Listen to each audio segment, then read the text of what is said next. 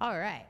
Hello, everyone, and welcome to Profess. My name is Erin Ford, and I am the Associate Director of Youth and Young Adult Ministry here at Prince of Peace. I just want to welcome you all. Those of you attending in person, this is awesome. Great turnout. All of you watching virtually, we also welcome you. And those of you who are also watching maybe later this evening or in your own convenience, we're very excited that you are here and joining us in the comfort of your own home for one of our first events of the fall season. So Profess was something that was created a while ago before I started working here in order to really help us when we're in our daily lives talk about our faith and be able to understand it and be able to actually profess it in our own words, which I think is such an awesome thing because I feel sometimes we're in the world and we're like, someone asks us a question about our faith and we don't actually know how to articulate it, or we don't know where in scripture that might be found or where in the catechism, and maybe we're not exactly educated in order to answer questions that people might ask of us as Catholics. So this event is really created to help deepen our knowledge of the faith, to also grow in community with one another here at Prince of Peace, young adults, and to help us be able to better profess our faith to those who are interested in the Catholic faith, to our friends and family. So before we get started, I'm going to go through just a few announcements. It wouldn't be a Catholic event if we didn't have announcements. We have a lot of great things happening here at Prince of Peace. This is our very first in-person event for Prince of Peace young adults since the pandemic started, and we've been praying all summer and working through different ways to host events, whether it's outside or socially distanced. So we thank you so much just for all of your patience as we navigate these new waters of ministry. So the first thing I want to invite all of you to is our Forge and Refine Season 2 is now open. Registration for that. Forge and Refine, if you don't know what those are our men's and women's small groups for young adults here at Prince of Peace. And the fall is organized in 2 different seasons, with the first season actually ending this week, and the second season begins the last week of October, and registration for that season will end on October 19th, and you can find all the registration information about that on our website, exaltplano.com/small groups. Small groups are an amazing thing. We're keeping most of our small groups are meeting in outdoor locations and being socially distant, so going by the policies to keep everyone safe, but also be able to meet in community, because I know that's something that we all really need right now. So those are an awesome thing. Please sign up for those, Forge and Refine. We're also excited to bring a new element of small group ministry called Pursue onto the docket. And Pursue is a small group ministry specifically for young married couples. And it's a branch of a ministry that already exists here at Prince of Peace, but specifically gearing towards those in their 20s and 30s, so young marrieds who are seeking to join a small group together as a couple. We'll be having a welcome event on October 23rd, right here in the atrium and right outside the atrium, for all couples to come and learn about the ministry, kind of talk a little bit about what as a couple you're looking for in a small group. It's a very grassroots ministry. We're building it from the ground up. My husband and I will be leading one of the groups, and we're really excited about it. So please join us, and there will also be free Chick-fil-A at that event. So if that is not an incentive enough, I don't really know what is. So free Chick-fil-A, please RSVP at exaltplano.com/small group so we know how much Chick-fil-A to buy.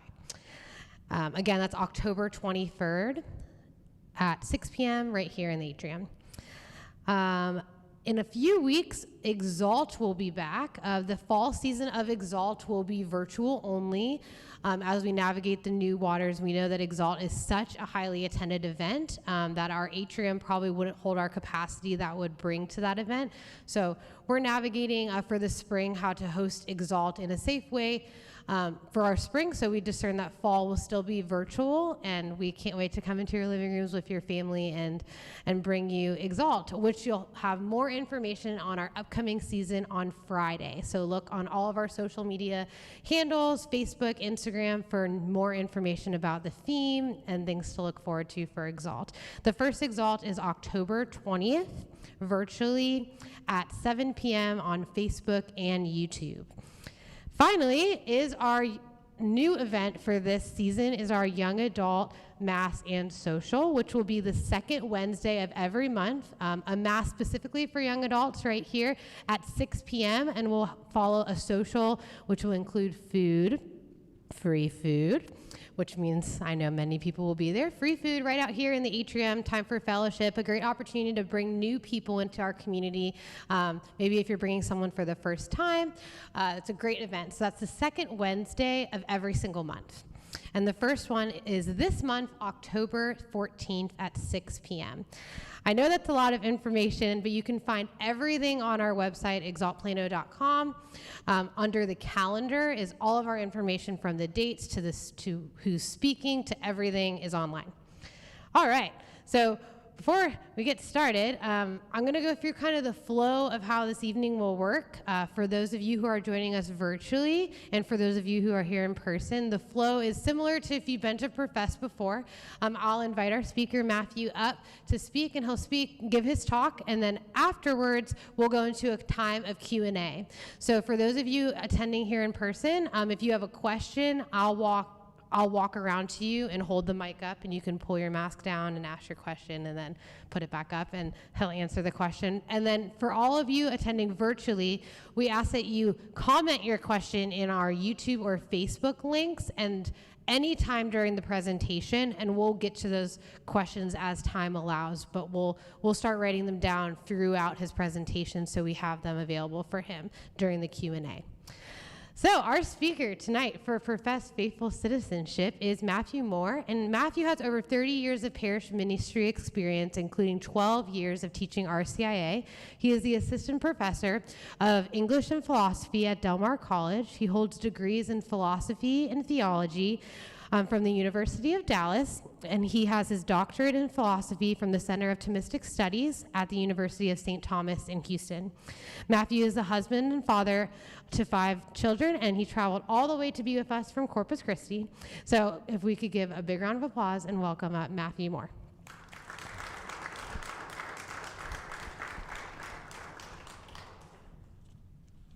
Thank you, Aaron. It's good to be here. With academic talks, a lot of the talks I give are academic and they're more heady. With church talks, and I have been doing parish ministry for a long time, there's always a lot of personal reflection and prayer involved. So it's good to have a live audience, people to look at while I'm giving this. I'm looking forward to the Q&A too, so that we can kind of have an exchange.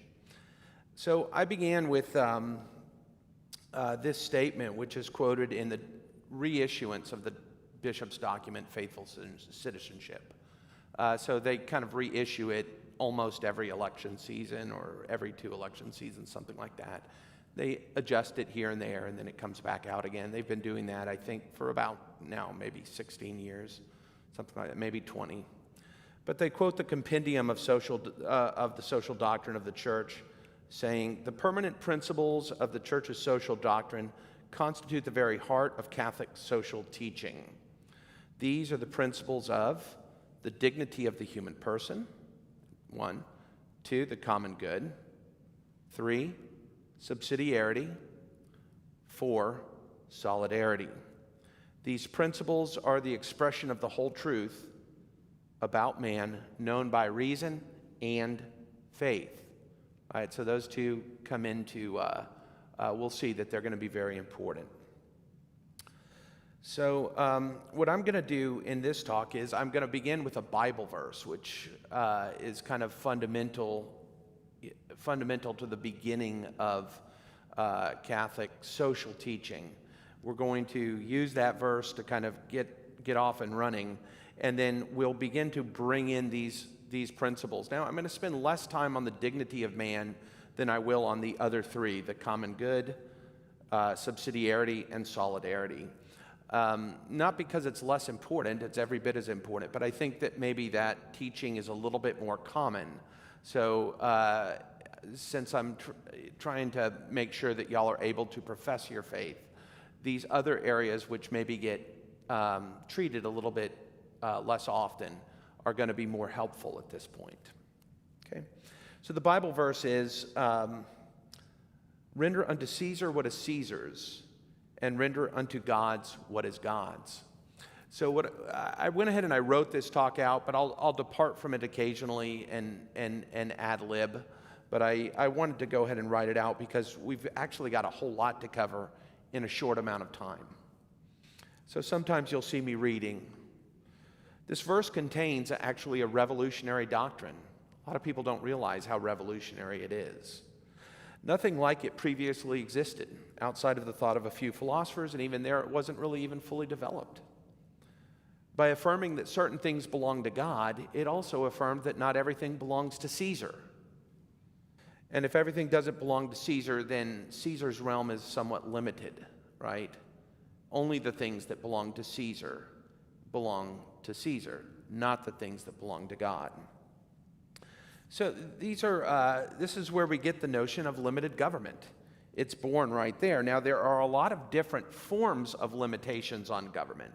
Like, for instance, we have a constitutional regime with a variety of limits, like, for instance, separation of powers or checks and balances. These are all limits on government that were placed into it prudentially, during the founding era. But the limits on government that are spoken about here in this verse are moral limits. In other words, these are limits which should apply anywhere and everywhere, all places, all times, right? They're going to be limits like your obligations to your family and to God are actually higher and prior to your obligation than your obligations to the state, right? So these other obligations will take a primacy. This is a natural moral order or law, okay? So these are moral limits on government. The state can't control the church. The state can't force you to do what's evil or wrong. These are all things that we owe the right action to God, right? God requires us to do what is good. So there needs to be a freedom of conscience and a freedom of religion.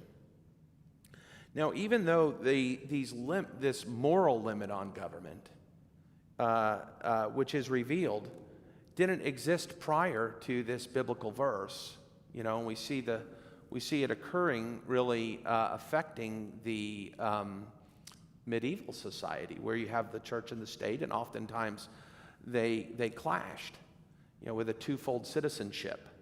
You were a citizen of the state, but you were also a citizen of the city of God in heaven, and you kind of had to work those out. And sometimes that was difficult. So even though it didn't exist prior to the medieval times, that doesn't mean that it can only be known by revelation. It can be known, but the point of the verse can be known by reason as well. That's really what that initial quote from Faithful Citizenship is saying. So it's much like the Ten Commandments. The Ten Commandments can also be known by reason, at least the generalities. I mean, it may be that, well, we don't know by reason that Sunday ought to be the Lord's day, and of course it was Saturday during in the Hebrew culture. But we do know that we should reserve some time to God by reason alone, right? And that a day would be fitting. So, all of the Ten Commandments can be known by both reason and faith, right? So the point of this verse, render unto Caesar what is Caesar's, and to God, and render unto God what is God's, that can be known by reason as well, just like the Ten Commandments. But the point here that we have to understand is that by insisting on this verse, and despite the fact that we can know it by reason, probably the easiest way to explain it to people is by quoting the verse, right? The verse is almost always, the biblical verse is going to be easier than the philosophical argument. So religion has always been and will always be the great delivery system for morals to the mass of people who don't necessarily want to learn philosophical arguments right? Nothing wrong with philosophical arguments, but at the same time, usually they're a little bit more cumbersome, academic or intellectual. So probably the easiest way to profess this point is just by stating the verse, and then going immediately to things like, I have a deeper obligation to my mom and dad than I do to, the government. And, as soon as you say that, or I have a deeper obligation to God than I do to the government, right? As soon as you say that, I think most people kind of get that, right? So, and that's what it's saying, is that Caesar is limited, okay? But the point on that when we insist that it can be known by reason as well as faith is that, hey, we're not shoving our faith down anybody's throat when we insist on the truth of the verse. We may use the verse as a way of communicating that, okay? But it can still be known by reason as well. So commandment number 4 is probably the best example of that. Honor your father and mother. That's actually kind of obvious, right? It's kind of obvious when you think about it, but it's good to be told sometimes what's obvious by God, because sometimes we don't get it. Okay, so we can know this by reason, but and it's important to point that out. Some people are going to say, well, just because it's in the Bible, therefore you can't talk about it in public. Okay? And that's where it's very important to say, no, wait a second. The God who reveals things in the Bible is the same God who created the world. Right reason and the Bible and the church teaching never go astray. Right? There's a deep harmony between the two. Okay? And in fact, the whole kind of modern issue of, well, you're imposing your faith on someone is a false way of looking at things. It's rooted in a denial of the convergence of right reason and revelation. Okay? It's rooted in the denial of that. And what it does is it gets Catholics to play by a double standard. So we agree to kind of omit our convictions.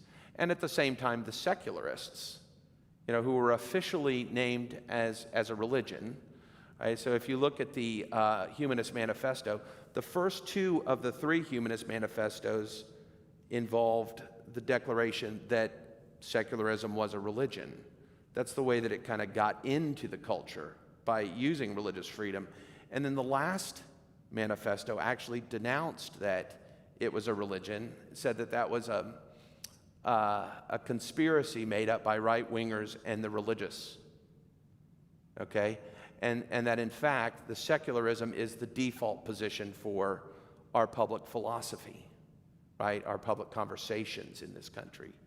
And, with a couple of, and I won't get into all the legal history, but, there's some real issues with muzzling the religious, okay, that occur at the same time.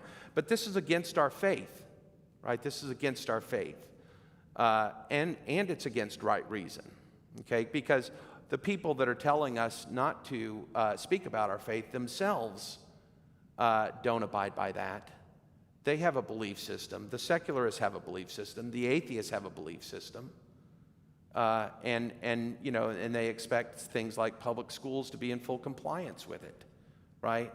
So the elimination of God is actually the establishment of the atheist religion in our society, in public schools. The elimination of God from public schools is the establishment of the secularist religion, right? You got to think about it that way. Anyways, we get the double standard on Catholics, but it's contrary to church teaching. Quote, and this is faithful citizenship, the church's obligation to participate in shaping the moral character of society is a requirement of our faith. It's a basic part of the mission we have received from Jesus Christ, who offers a vision of life revealed to us in sacred scripture and tradition. Right, so we have a moral obligation to witness to our faith in society, to be leaven in the loaf. Now, that's basic Vatican II teaching. So now, let's get to, now that we kind of understand a little bit about the basics of the verse, render unto Caesar, Now let's go ahead and get to some specifics. What belongs to Caesar? What belongs to God? Let's begin with what belongs to God. The things that belong to God are the things that are prior to Caesar, the pre-political things. We call this civil society. Well, what is civil society? Well, it's the family. It's the church. It's all of what we call in Catholic social teaching the intermediate organizations that develop through religion or through free association that help individuals. Okay? Then it's the natural human community. It's the free market. And by this, I don't necessarily mean, multinational corporations. I mean garage sales and small businesses, startups, things like that. Okay? This is the natural human community. And even within this natural human community, the family plays a very, very central role.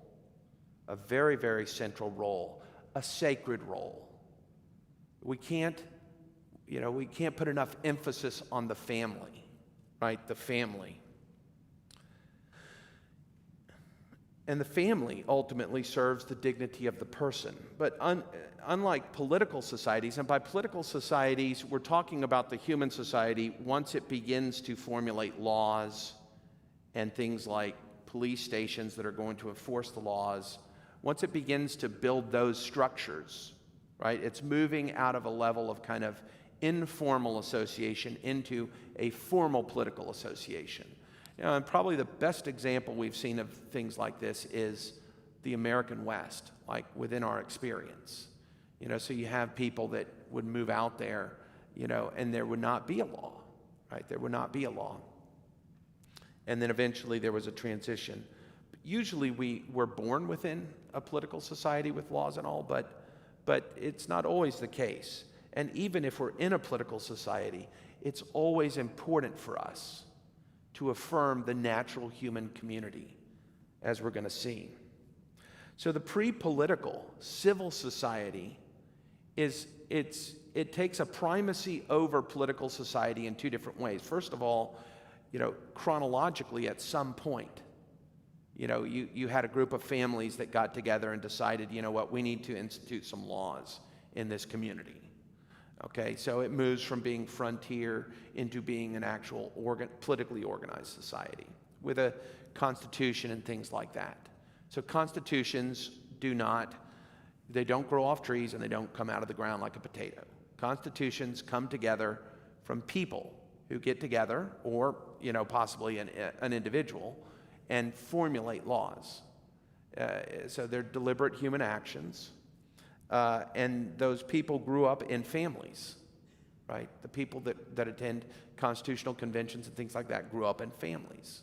So there's a priority to the family chronologically in time. But there's also a primacy to the family morally, right? Where these things come, the political society is formed ultimately in order to serve the family. So the families exist in a group, like, a village or something like that, and ultimately there becomes a need, or a need grows in order to have more formal organization, usually based on some kind of size, right? Where it gets, we need written laws and rules like that, but those are there in order to maintain and secure the pre-political family life, the pre-political civil society. Okay. So the primacy, there's in Catholic teaching, there's always a primacy to civil society. That's the natural human community, right? Now, we have, once we understand that, we're in a position to understand the teaching on solidarity. Civil society belongs to God, not to Caesar. It's not a function of the political society. The law doesn't make it. It's there already. How do we strengthen it? Well, we strengthen it by solidarity. Solidarity. Solidarity is the bond of civil society. It's like a form of friendship, but it's capable of being had on a mass scale. Usually we say something like, if we have 5 or 7 really good friends, we're blessed. solidarity is not that kind of friendship, right?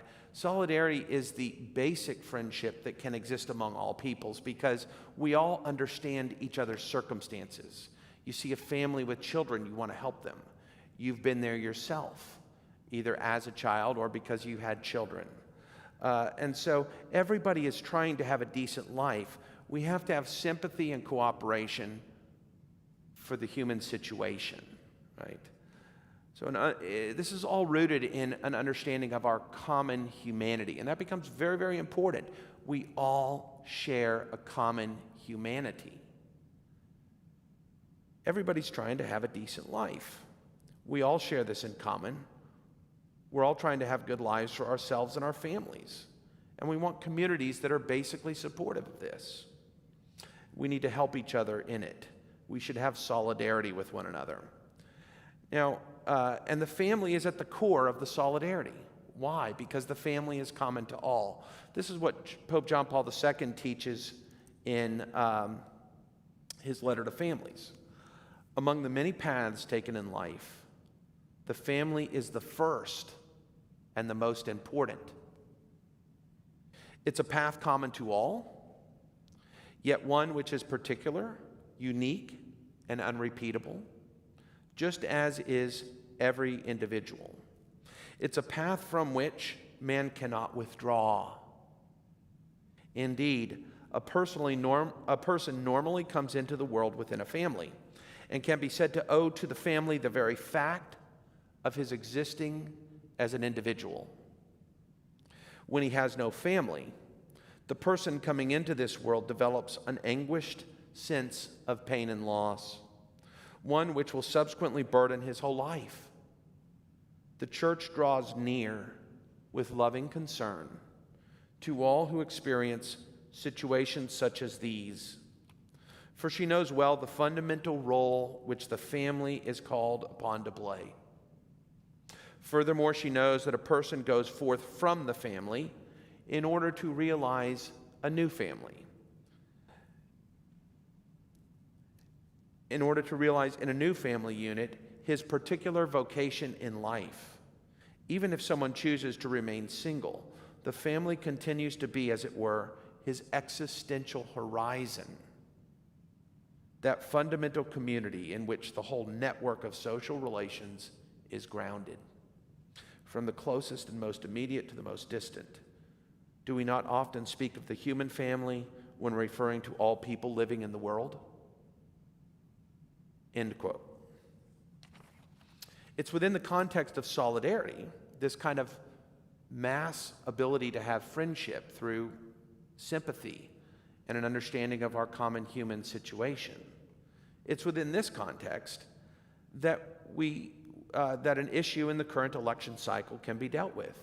That issue is racism. To deal with this issue, racism needs to be defined. Unfortunately, however, racism is often left undefined, and people talk past each other when discussing it. So I'm going to lay out two of the main definitions of racism current in our political life. First, I'll begin with the Good Samaritan, from which a first definition can be taken, and then we're going to contrast that with the definition of racism found in critical race theory, which is an academic theory ultimately rooted in Germany and France that has been sweeping the country recently.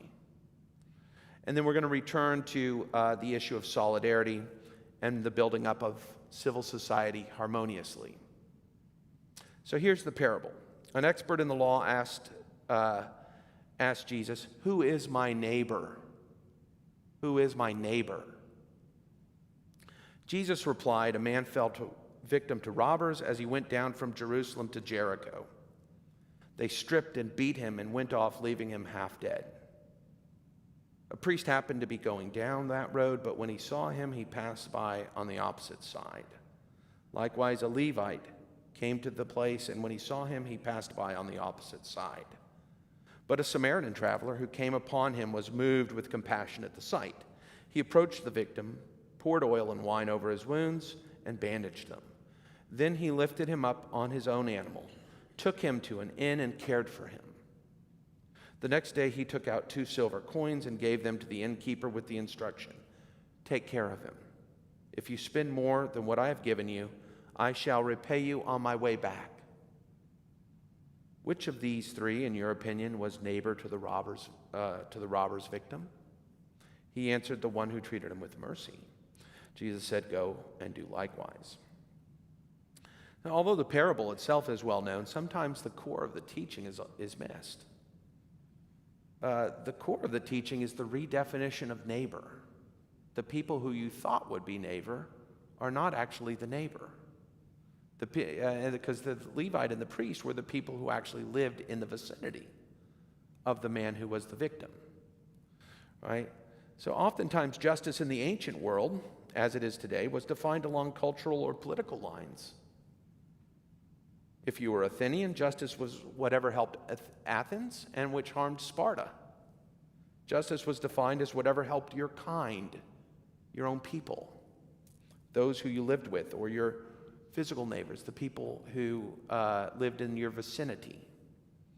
According to the parable, however, the neighbor is not based on race or tribalism, or any sense of one's own biological or ancestral kind, or on the people who live in your vicinity.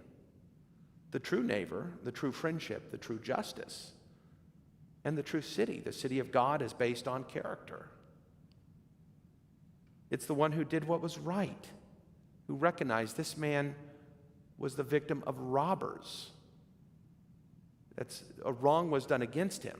Let me reach out in solidarity. Because ultimately, even though this person is not of my kind, okay, I can't agree or abide by the evil that was done to him. Right? I can't agree or abide by the evil that was done to him. So it's not the fellow Israelites who walked past who are the neighbor. Moral goodness, then, is the basis of the new neighborhood and of the city of God. And so it is with all true relationships. As the old saying goes, there is no friendship among thieves. Character, not race, comes first in the establishment of friendship. If I'm a morally good Italian-American person, I have a deeper bond through solidarity with a morally good Mexican-American person than I do with a morally bad Italian-American person. That's the point of the parable. Who is the true neighbor? Not the one who does what is bad, even if they're of your kind, but the one who is good. It's the community of the good. The point has never been said better than when Martin Luther King famously said, "I have a dream that my 4 little children will one day live in a nation where they will not be judged by the color of their skin, but by the content of their character." Now, Catholics strongly supported the civil rights movement of the 60s, of which Dr. King was the leader.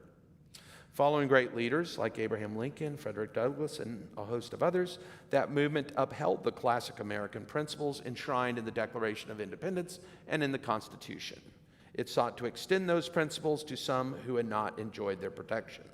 It held that America had the right principles, but had not yet lived up to them. This way of thinking can be found in another great statement by Martin Luther King, comparing the founding documents, the Constitution and the Declaration, to a check. Once again, from the March on Washington speech, in a sense, we've come to our nation's capital to cash a check. When the architects of our republic wrote the magnificent words of the Constitution and the Declaration of Independence, they were signing a promissory note. That's a check, a promissory note, to which every American was to fall heir. This note was the promise that all men, yes, black men as well as white men, would be guaranteed the unalienable rights of life, liberty, and the pursuit of happiness. Dr. Martin Luther King loved the American dream and wanted to ensure that minorities had a share in the American dream. The founding of America was good, and we needed more of it. We needed it to be extended to all Americans. We wanted a colorblind, identity-blind application of American principles of equality, justice, and rights to all. Racism in this view would be to prioritize race over character. Let me explain. Race does not cause one to be either good or bad. It's not a moral category at all. In every race, there are both good and bad people. Consequently, if one supports people because of their race, then one necessarily will support some good people and some bad people, looking away from bad things because of race. Isn't that the essence of racism? To turn a blind eye to something wrong that's happening, or to a right that should be happening because it's being done by someone of your race? Isn't that the very essence of racism?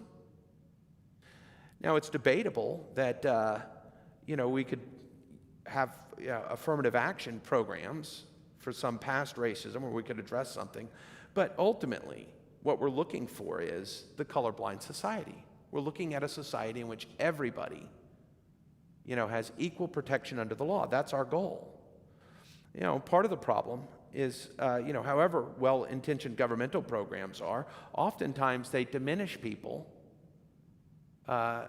as moral agents in their own lives. Oftentimes they make people dependent on them.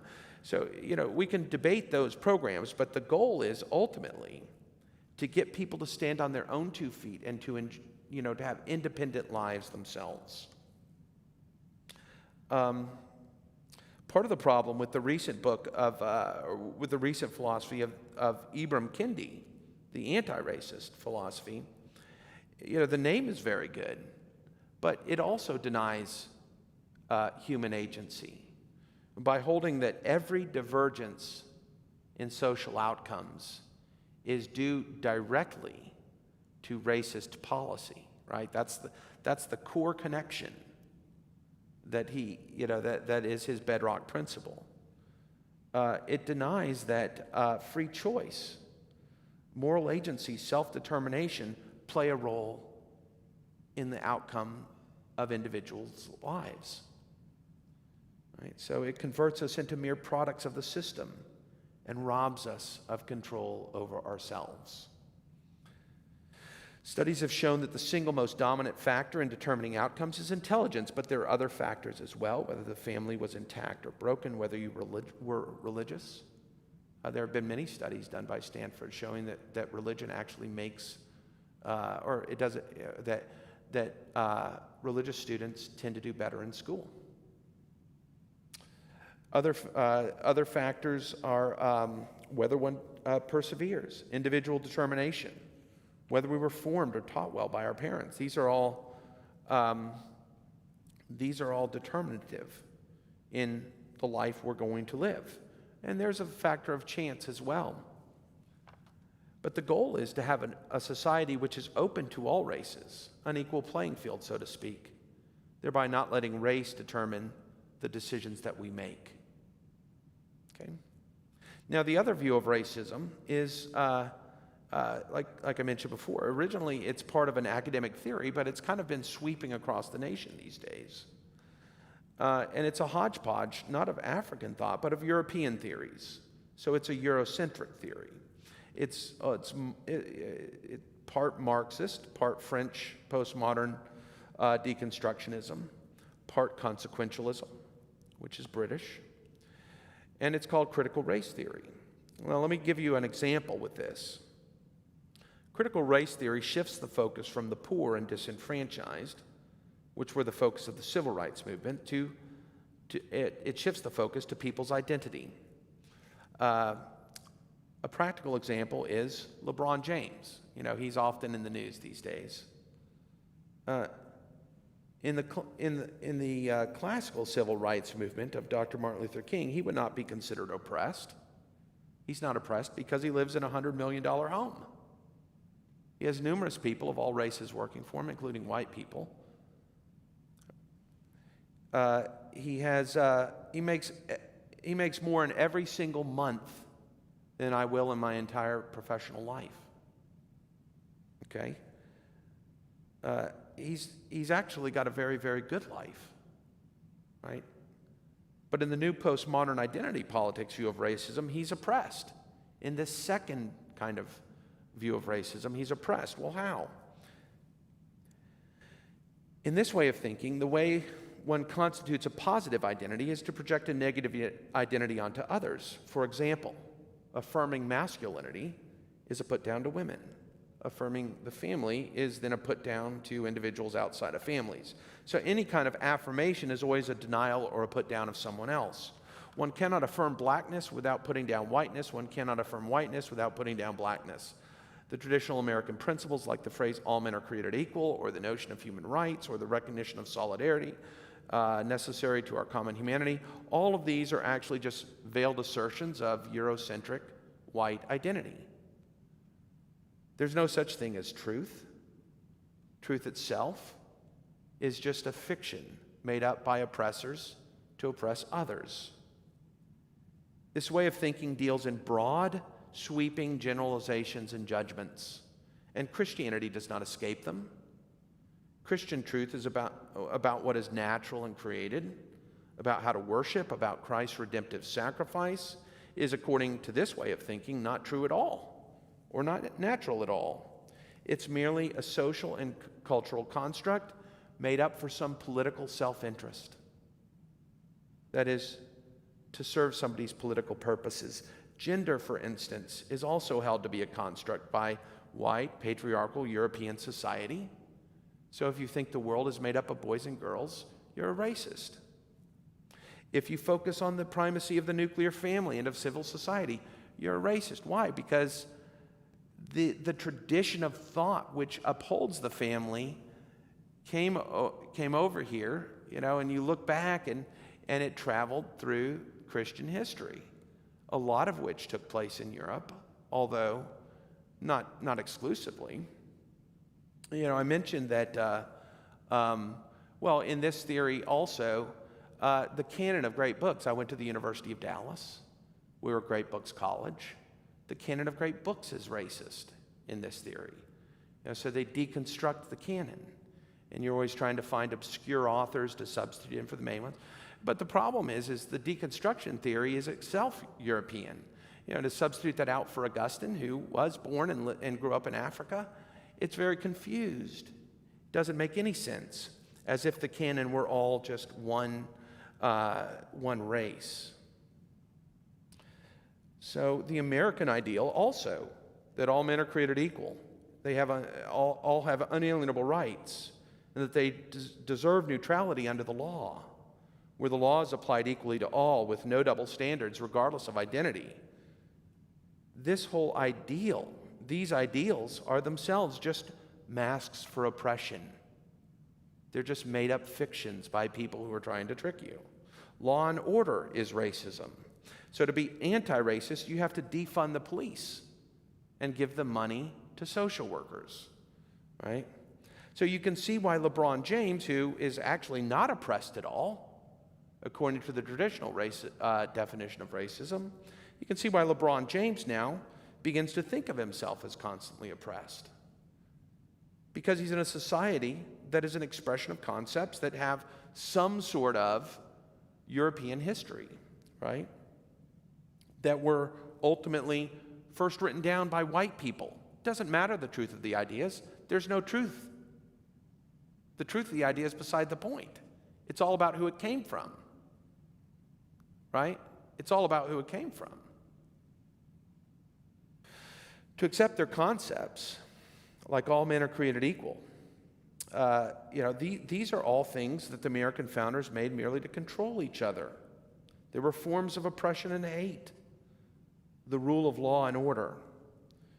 There are some kind of extremists, but it does logically follow that mathematics is racist. But there have been some claims to that as well. So there's no truth at all in this view. Rational discourse itself is impossible. It's just a power struggle veiled in terms of conversation. Okay? Power is everything. Any kind of real friendship or solidarity or civil community is just an illusion that the weak have to generate for themselves. Okay? The slogan is sometimes no justice, no peace, but really it should just say no peace. Because at root, everything is will to power. Everything is clashing wills. There is no, when you get beyond the understanding of the weak, you realize that the world is nihilistic. Okay? There is no peace, period. Peace itself is an illusion, just as is justice. Communication, that is, words themselves, are just power schemes. Now, critical race theory, and that's basically the theory that in a quick explanation of it, accompanied by the historical narrative of the 1619 Project, is the primary cause of division in our country today. They're generating it. The very people who act like they're opposing it have a theory that generates it, and that it's deeply, the division is so deeply rooted in it. It's evil. Catholics absolutely oppose racism, but they cannot support the postmodern identity politics movement, according to which Catholic truth is just a form of Eurocentric oppression and colonialism. It's a poisonous and sick way of thinking, and it's simply just not true. The consistent moral framework proposed by the bishops is true, and it's offered in charity as a service to all. So back to civil society now. One can see why what identity politics does to civil society. It politicizes it. It puts the suspicion into your mind, where everywhere you go, you're beginning to think about it. Right? It deeply politicizes the ability to relate to people. It's the death of civil society and of solidarity because it denies our common humanity, and it sows the seed of hate throughout civil society. All human interaction is domination and subjugation, according to this theory. Racism is evil, but so is identity politics and this critical race theory. And it's not true. We must love all people and empty ourselves in the service of others, regardless of their race or ethnicity. We must protect civil society from the ideological colonization of the postmodern elite. Pope Benedict's words from his speech to the German government are worth quoting at this time. The conviction that there is a creator God is what gave rise to the idea of human rights, the idea of equality of all people before the law, the recognition of the inviolability of human dignity in every single person, and the awareness of people's responsibilities for their actions. Our cultural memory is shaped by these rational insights. To ignore it or dismiss it as a thing of the past would be to dismember our culture totally and to rob it of its completeness. The culture of Europe arose from the encounter between Jerusalem, Athens, and Rome. From the encounter between Israel's monotheism, the philosophical reason of the Greeks, and Roman law. This three-way encounter had shaped the inner identity of Europe in the awareness of man's responsibility before God and in the acknowledgement of the inviolable dignity of every single human person. It has established criteria of law. It is these criteria that we are called to defend at this moment in history. In America, we are the recipients of this European heritage. A lot of it was discarded, right? It was picked through. We were in a very unique position where we were, it was referred to as the salutary neglect, where we had people that were basically living kind of like in a pioneer situation, startup societies, where you don't actually have like a well-established school system because you're just barely getting started. But because of the access, they were able to tap into a very well-established school system and have that influencing them as they began to create their own society. And so, we see that they picked and chose. They were in a position, though, to have a lot to pick and choose from.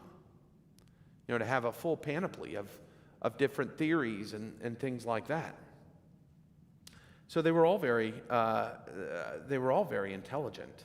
But we are the recipients of the European heritage. We should not see this heritage as oppressive. Sure, we should take what's good and leave out what's not. Nobody ever argued otherwise. But let's discuss it rationally. Let's figure out what's true. Here's a question. Is there any better principle on which to found a country than the principle that all men are created equal? Before leaving racism, there's one more question. Is it a social problem or is it a political problem? And I can't get a straight answer these days on this. A social problem means that there are some people who themselves are racist. Like lying, we're never going to be able to get rid of all liars. We'll never be able to get rid of all racists. It's just going to kind of, there's going to be some of it always, and it's not a problem unique to America, right? It's just people.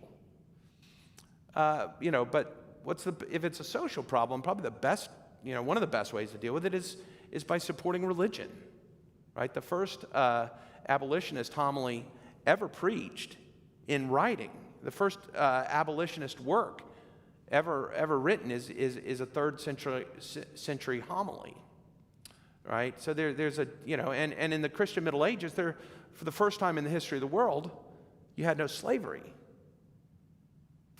From roughly the years 500 to 1500, you had no slavery in medieval Christendom.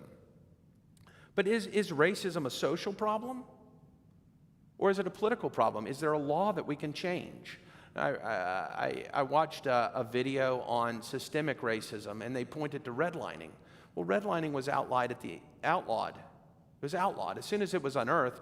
And from what it looked like to me, and I'm not an expert in redlining, it looked like to me that there were people who were profiteering. That was the point. I think that their primary intention was not racist, but nonetheless, it didn't help minority races. But that, once it was unearthed, it was outlawed in the late 60s. I mean, more than 2 generations ago, early 70s. But if there's another law, we just need to point to it. Everybody that I know wants to make sure that everybody gets a fair shake. Everybody that I know. I don't know that I know a racist, in the classical sense of the term. I think I did at one time. There was one guy that was clear, that I had those suspicions. I'm not saying they're not out there, but none of the people that I have access to. None of the people that I have access to. Redlining was outlawed over 50 years ago.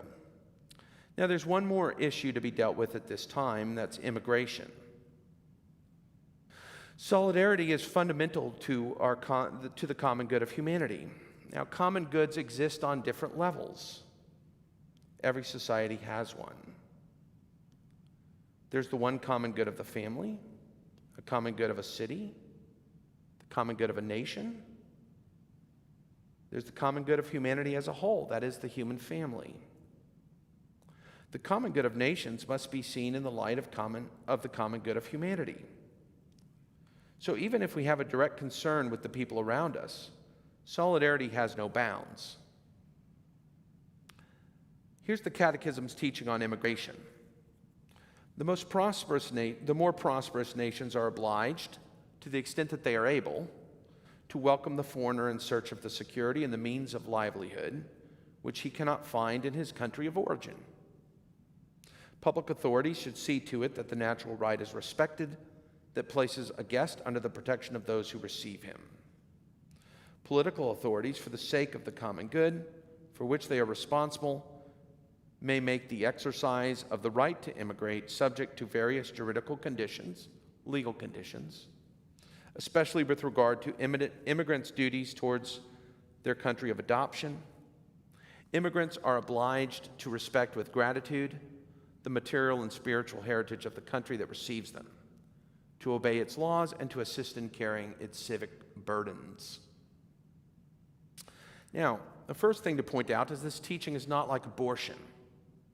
Abortion is always wrong, and it's the worst of wrongs. Hard stop, period, hard stop. Abortion is the worst. This teaching on immigration is more nuanced than abortion. I'll talk more about abortion later. But it's more nuanced both with respect to the immigrant and with respect to the host country, right? It is rooted in the basic Christian teaching that a wealthy person should help a poor one. It takes that and then applies it to nations. As a wealthy person should help a poor person, so a wealthy nation should help poor people. It talks about the reason for someone coming here. It's the foreigner who is in search of the security and the means of livelihood, right? Those are the two things, security and the means of livelihood. In other words, they can't support their family in their homeland. Those are those are the people that we have an obligation to accept. So the teaching here is not, oh, okay, well, it's good for the economy to have immigration. No, this teaching is we have to be generous to the poor, applied to nations, right? So it talks about the reason for someone coming here. It also talks about the capacity of the host country. It says the immigrant ought to be welcomed to the extent that a country is able. That means that countries have a right to restrict immigration for the sake of the common good. In other words, the well-being of the people who are already there has to be taken into account. So there are concerns about overwhelming social services like education or healthcare, things like that. There are concerns about low-degreed workers in America being replaced and not being ultimately able to find a job themselves. Right? So the big guy on this recently his name is George Jesus Borjas. He's a Harvard professor. But the more prosperous nations must have a generous immigration policy, thereby welcoming the stranger. But they also have to take into account, their own situation. So, if you're not a prosperous nation, or if you're a tumultuous nation, you don't necessarily have an obligation to accept people, right? You have to have some degree of prosperity, and to some extent the maintenance and future of that prosperity has to be taken into account. That's what it's saying. Take care of the guest. So the big issue with this has been the separation of families. And I've driven it home as hard as possible that families have to take priority over political, over political laws.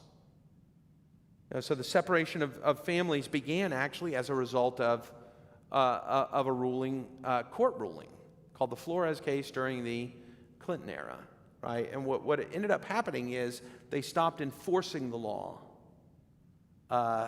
because of the separation of families. Because if they enforced it, then they would have to separate, right? And that's been going on. I mean, journalists have written about it because even when they were, even when they weren't strictly enforcing the law, there were lots of families that were being separated. I mean, it's written up in the Washington Post. It's written up in all sorts of newspapers. But it never got a lot of traction, right? It never got a lot of traction.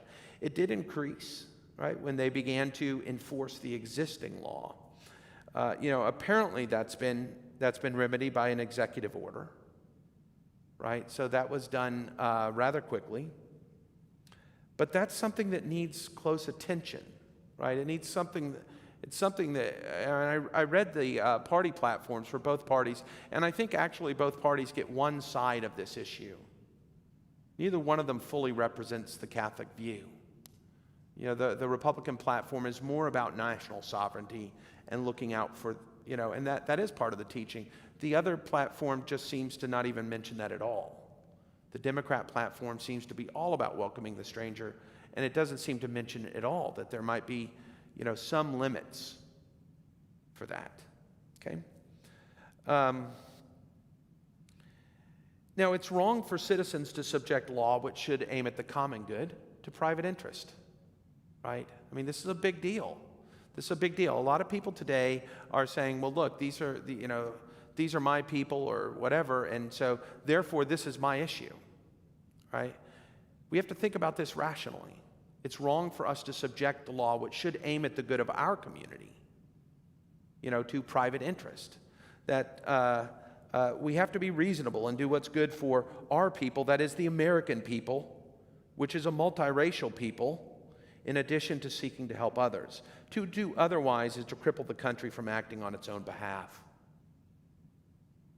A good analogy is to the family. We do have to be charitable to all, but a mother has a greater obligation to be charitable to her own children than she does to the children of others. So also our mother country has an obligation to look out and care for our citizens, okay? In addition to sympathizing with the plight of those who are struggling in the human situation around the world. Now, I've talked to a number of clerics. I mean, oftentimes America is just a very wealthy country. It's just a very wealthy country. And, there's seeming no regard for any kind of a real conversation. I mean, so we accept maybe 1.2, 1.1, right in there, give or take, más o menos, right? Give or take. We accept about 1.2, 1.1 million immigrants formally, legally a year. Maybe that needs to be increased. I mean, but it's a conversation that has to be had. And if somebody says, no, I think that that's the right number, let me explain why, it's wrong to label that person a racist, okay? You might disagree with them, but the way that the conversation is carried out today is completely against any kind of a civic bond. Immigrants are obliged to respect with gratitude the material and spiritual heritage of the country that receives them, right? So if you come here, you have, please respect America. Respect America. Love the country that you come to. It's not perfect, no. But no place is. Don't buy into the postmodernist claims of hate. It's all hate. It's not true. Now, there's no real discussion or opposition to legal immigration. The question is about people who come here illegally, and what are the standards and criteria for incorporating them, right, for bringing them in. This is a very, very important public discussion to have. In any group of people that big, you're going to have both good and bad people, right? At what point do we do due diligence in figuring out who is who? Do we wait till somebody breaks the law? Or do we try to do some due diligence up front? And those who want to use it up front are not necessarily racists, right? You can't just automatically conclude that. If they're saying due diligence, they're assuming that we're going to accept good people, right? And that's what we want. People who are good and who have needs. But if they're wanting to do due diligence up front, they're going to talk about somehow cutting off the flow, the illegal flow. And then you're going to have conversations about walls and things like that. Okay? But that's a national issue. It has nothing to do with race. The second thing, let's move on now. We've talked about civil society, and we've talked about race and immigration in that context. Now, human happiness and human dignity belong to God. And I'm going to be running close on time here, so I'm going to speed up. I think I'm just going to read from here on out. Human fulfillment, happiness, or flourishing depends on certain religious, social, and moral conditions, including strong civic and social bonds rooted in biological families that are intact, rooted in virtues, rooted in solidarity, rooted in mutual appreciation and assistance stemming from an understanding of our common human situation, and also rooted in a cultural environment which allows for families to raise their children in a wholesome way. In other words, human flourishing requires and indeed is achieved through pre-political, non-governmental, civil and religious institutions, attitudes, and practices. More specifically, human happiness is attained through enjoying the goods of family, friendship, healthy living, religion, the appreciation of the beautiful world that God made, the appreciation of beautiful art, uplifting music, etc. All of these are non-governmental, pre-political goods. Human happiness does not belong to Caesar, but to God. Oftentimes today, however, people make human happiness the business of the state, that is, of Caesar, creating a hyper-politics where they think that they cannot be happy until the government and the world is changed. Insofar as they are unhappy, it's because the government is the way that it is. So they remain constantly afflicted, angered, and envious in our society and the world at present. It's important that human happiness transcends Caesar and that people understand that, because political society like this world is never going to be perfect. And we need to seek out happiness and to enjoy and be happy to the extent that we can in this valley of tears. Even though happiness transcends politics, this does not discount political participation as a part of human happiness. It is natural and fulfilling to participate in some way, to participate in the way that our society is organized politically. Not only is it a part of human happiness, but it's a part of the mission of the church. Political participation is an opportunity to help build the culture of life, but nonetheless, happiness still belongs to God, not to Caesar. Religious freedom. Certainly religion belongs to God as well. Religious freedom is constantly under threat today. In Faithful Citizenship, the bishops write the following: the right to exercise religious freedom publicly and privately by individuals and institutions, along with freedom of conscience, need to be constantly defended. In a fundamental way, the right to free expression of religious beliefs protects all other rights. Corresponding to these rights are duties and responsibilities to one another, to our families, and to the larger society. Rights should be understood and exercised in a moral framework rooted in the dignity of the human person. It's that framework which is the target, right, of the postmodern deconstruction. Right? That is the primary target. It's that framework of the understanding of God, the world, and mankind. I mentioned that rights and equality are, for postmodernism, postmodern identity politics, totally bogus forms of colonization and oppression.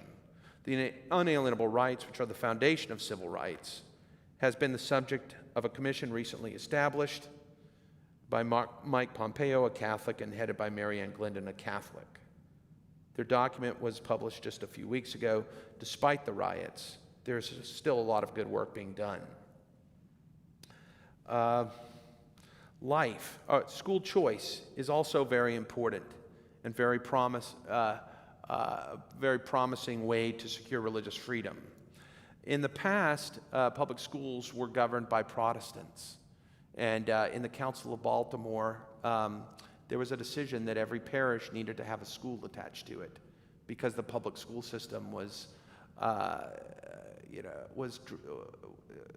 being used to take kids away from the Catholic Church. Okay?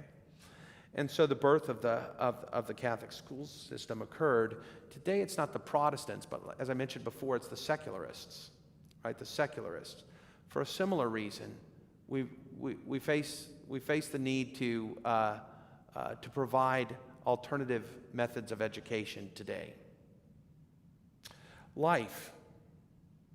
Abortion is the biggest issue, and it ought rightfully to be. Life is the most fundamental human good, and there's no good that's comparable to life. Life is both a good in its own right, something that we pursue, health, in our daily activities, but it's also the precondition for every other good. In other words, you can't enjoy any other good without being alive. What good will education or a healthcare system do for a dead person? Abortion is the worst of evils. It does the worst thing that can be done to the most innocent of people. St. John Paul writes, among all the crimes which can be committed against life, procured abortion has characteristics making it particularly serious and deplorable.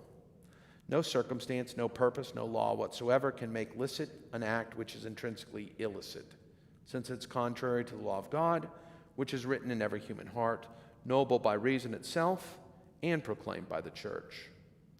Not only is abortion the biggest issue due to its gravity, it's the worst of evils committed on the highest scale.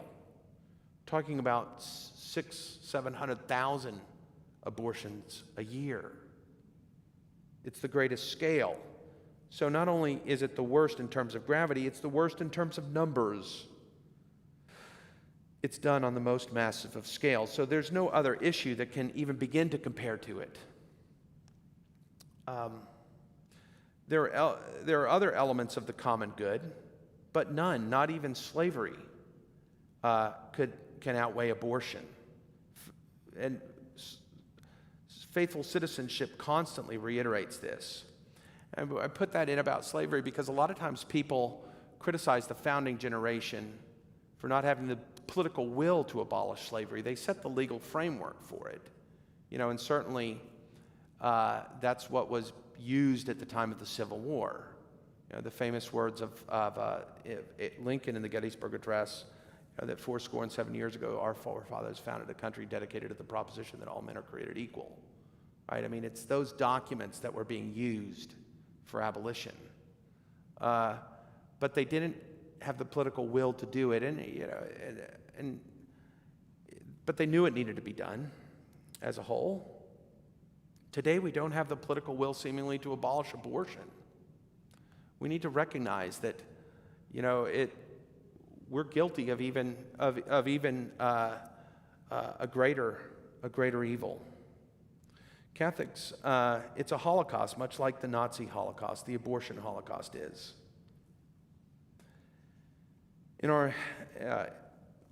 Now, what's left for Caesar? Well, this is where we get to the common good. The common good belongs to Caesar. Well, what is the common good? It's defined as the sum total of social conditions which allow people, either as groups or as individuals, to reach their fulfillment more fully and more easily. Notice that the common good, which is the goal of government, political organization, or Caesar, is not human happiness, but the conditions for the pursuit of happiness. In other words, it's a framework of law, order, roads, plumbing, within which we live and pursue happiness. Subsidiarity comes in here. The principle of subsidiarity teaches that what can be done at the closer level should always be done there rather than further away from the community. So local government should make decisions, the people rather than the federal government if it's possible, because the people actually know their needs. The more agency we can have in the political organization, the better that organization will be better.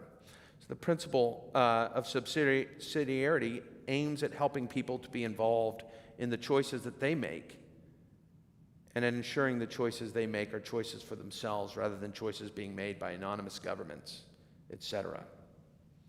So those last two I had to go through rather quickly, but I'd like to go ahead and take a little bit of time to answer questions. Went a little bit over due to my ad-libbing. Let's close with a prayer, though. This is the prayer that I just read last night for the first time of the new document, Fratelli Tutti, by Pope Francis. So I decided to take the prayer from the end of it. In the name of the Father, and the Son, and of the Holy Spirit, amen. O God, Trinity of love, from the profound communion of your divine life, pour out upon us a torrent of fraternal love. Grant us the love reflected in the actions of Jesus, in his family of Nazareth, and in the early Christian community. Grant that we Christians may live the gospel, discovering Christ in each human being, recognizing him crucified in the sufferings of the abandoned and forgotten of our world, and risen in each brother and sister who makes a new start. Come, Holy Spirit, show us your beauty reflected in all the peoples of the earth, so that we may discover anew that all are important and all are necessary, different faces of the one humanity that God so loves. Amen. In the name of the Father, and the Son, and the Holy Spirit. Amen. Okay, Aaron. Great. At this time, does anyone here in the audience have any questions? And I will come and bring the mic to you. Yeah, hold on.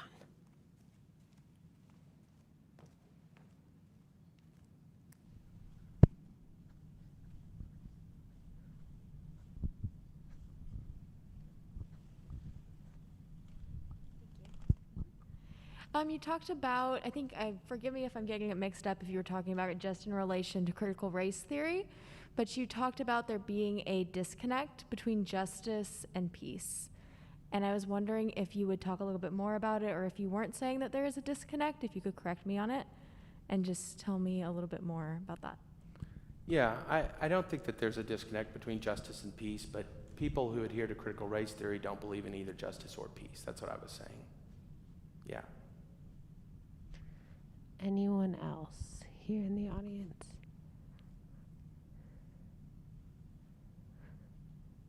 Yeah. So I kind of have a question about sins of society in regard to maybe slavery. Like a normal person, when they do bad things, maybe they kind of go crazy, or they're not. Does that make sense? Yeah. So society, what happens to society? I mean, we got Yeah. slavery. Was that dealt with? We have Native Indians. Potentially they were killed and maybe even genocide at that situation. I mean, that was part of U.S. Sins of society, I think. And then actually even Mexico, right? The U.S. took a lot of their land, and maybe that wasn't right also. But Yeah, I don't know about that. well, that goes back to, I mean, that there was, but that's immigration. So to me, I guess my take on it is we should be more considerate of black people, maybe more considerate of Native Indians, and more considerate of immigrants from that perspective. Sure. Sins of society, and maybe that would be better for everybody. Yeah, I agree with you. I think that we do need to be sensitive to anybody that's had a difficult time. But I think that it's important not to just think in terms of races either, right? So there's a tribal definition of justice that, ultimately, where, okay, so two Spartans came and killed an Athenian. So now the Athenians are just going to go kill two Spartans randomly, right? It's not Sparta that committed that. There are certain people, even in the government at that time, and I just don't think that it's very difficult to go back, right? But I think that, there was Santa Anna, and there were reasons why Texas broke away. It was independent for a while, and I know in California too. So you'd have to go back, be very careful. But at the same time, anybody that's suffering now is, there's no obligation to the people now for something that happened 200 years ago. And it would be entirely arbitrary to stop it 200 years ago. So I agree. It happened. You can't go back. But I'm just saying, moving forward, Yeah. there should be maybe a consideration in how we approach black people. Yeah, I agree. And some black people are doing very well, like I mentioned LeBron James, but anybody who is the poor, right? I think that's the key term, is the poor, but also to be sensitive to issues in familial history. I have Irish blood in me. The Irish were terribly abused. Catholics were always persecuted as well, so I think that there are always reasons to be sensitive to others. Slavery is one of them. The issue of slavery is much bigger than the issue of American slavery, right? Remember, abolition is what made America different than every other place.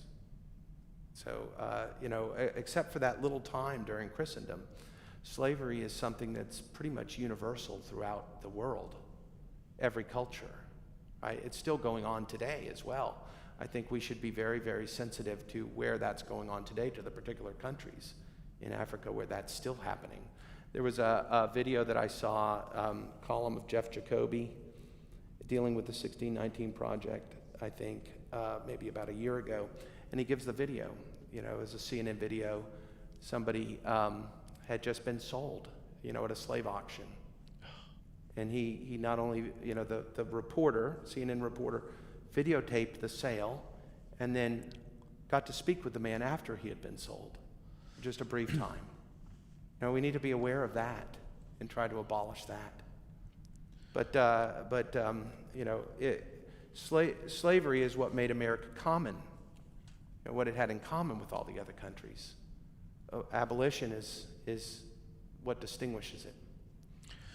Anything else? Matthew, thank you for raising a lot of these issues. I think one of the hopes that I had when coming here was to maybe evaluate or learn how to evaluate how to weight these moral issues, because all of these are important, right? So racism, immigration, all of these are, abortion, you talked about school vouchers, all of these things are kind of part of the national conversation, politically speaking. But I guess, it seems like neither party, generally gets all of these right. And so I guess when we're going to a voting booth, without telling me how to vote or who to vote for per se, how do you recommend as a Catholic philosopher and professor, according to the Faithful Citizenship document, how do the bishops, I should say, tell us to weight issues morally? How do we differentiate? Yeah, the bishops are very clear that abortion is the preeminent issue, right? I mean, it is the preeminent issue, and for the reasons that I mentioned, that it is the most severe in terms of gravity and it is the most severe in terms of number. And so there would have to be proportionate reason to overlook that, and there's just simply not. There's nothing to compare with that, right? There's nothing to compare with abortion. I mean, if there were something else. So abortion is, and we're not single issue voters, right? But we can't be single issue. Single issues can disqualify, right? If somebody binds on to an intrinsic evil issue, which is of the worst kind, right, then that person should be disqualified as the one who would at least, regardless of the other person, that one would at least be the one that would be responsible for committing the most evil. Right? I mean, there's a lot of controversy over this Amy Coney Barrett nomination, and there's a lot of talk that if she gets on the court, then they have to pass laws to secure Roe v. Wade, right? That's going to be the big issue. That's going to be a big issue. They need to pass laws to secure Roe v. Wade. That's evil, and that should be decisive. Everything else is of a much secondary nature, as individual issues and even collectively. Any further questions? Yes. Hold on.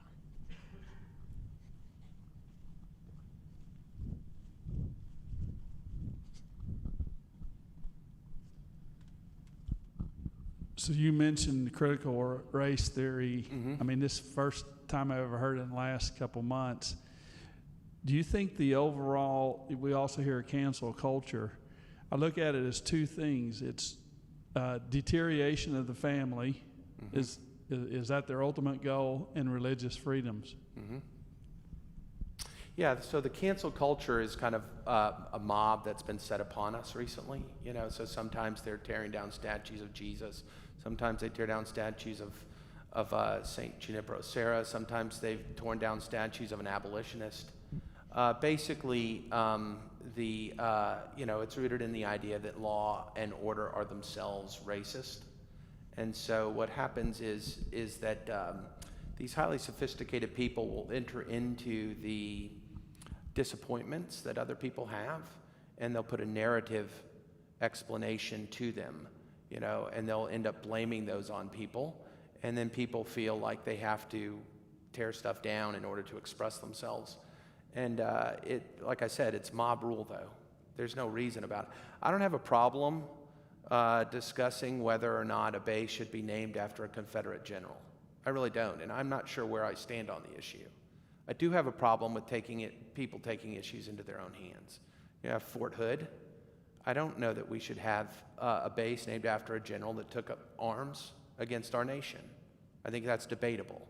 I think it's possible to, the song Dixie is a, it talks about Southern. It doesn't talk about, the Civil War. It talks about Southern culture, right? So people might, but maybe you want to sing it, maybe you don't want to sing it. There's no mention of slavery or anything like that. There are people from the South that still have some sort of a culture that they want to try to remember at least good elements from. It's fair, to at least talk about it. You don't have to be a racist to say, just because you think singing Dixie but like I said, I mean, it's an issue that we should publicly consider in discussion. We shouldn't be subject to this mob violence. It's ridiculous. It's absolutely ridiculous. That people let this thing go, and they decided not to enforce the law, the selective enforcement of the law, because they happen to. It's a political. It's all a political thing. That's what it looks like to me.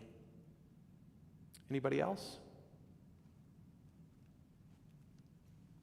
God bless you all. It's been a pleasure to be here.